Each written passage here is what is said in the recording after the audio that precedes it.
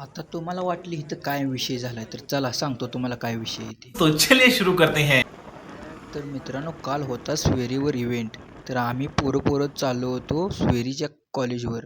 तर इथं बघू शकताय, मी आहे, योगेश दादा आहेत, निंबाळकर पण आहे आणि महेश दादा पण दिसतात, पवार साहेब पण आहेत आपल्यासोबत.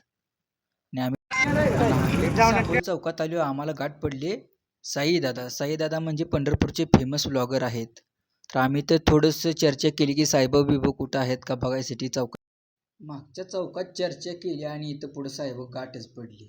दोघा तिघाकडे होत्या लायसनी, बाकी आम्ही ट्रिपल सीट, हेल्मेट नाही काय नाही. बघा इकडं साहेब उभा राहिली, तर गाडी आहे. त्यांना म्हणलं तुम्ही जावा. खाली एवढं वर पाणी कसं येते? साहेब हुकवून इकडं आलो पुढं गोपाळपूरच्या ब्रिजपाशी.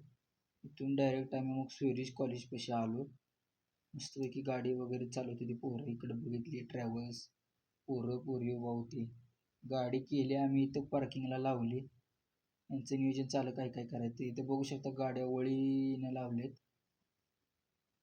आणि एवढ्याच सगळ्या गाड्या अशा टॉपच्या दिसतात. पण ह्याच्यामध्ये स्पेशल गाडी ओळखायची म्हणत राहू का, इकडं पवार साहेबांचा नंबर प्लेट म्हणजे अख्ख्या कॅम्पसमध्ये आमच्या फेमस आहे पवार.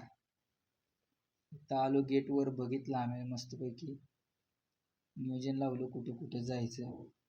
इकडं फिरत होतो तोपर्यंत आम्हाला तेजस सरांनी धरलं, मॅडमने पण धरलं आणि एका जागेला सगळी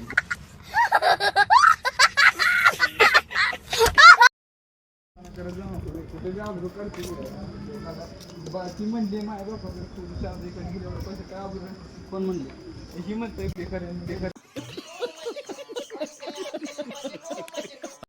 आमच्या अख्ख्या ग्रुपमध्ये एकमेव असा दिलदार माणूस की त्यानं आज रक्तदान केलं. आम्हाला वाटलं रक्तदान केलंय कुठं चक्कर येऊन पडते का, तर नाही, हसत होतं चांगलं कळकळून येताना बाहेर. मग काय करण्याला आणि योग्याला म्हणलं थांबा तुम्ही कॉलेजवर, आम्ही तिघंजण जातो घरी आणि करतो मस्तपैकी जेवण. तर आम्ही तिघंजण आता घराकडे जाऊन नुसतं जेवण करून झोपणार होतो.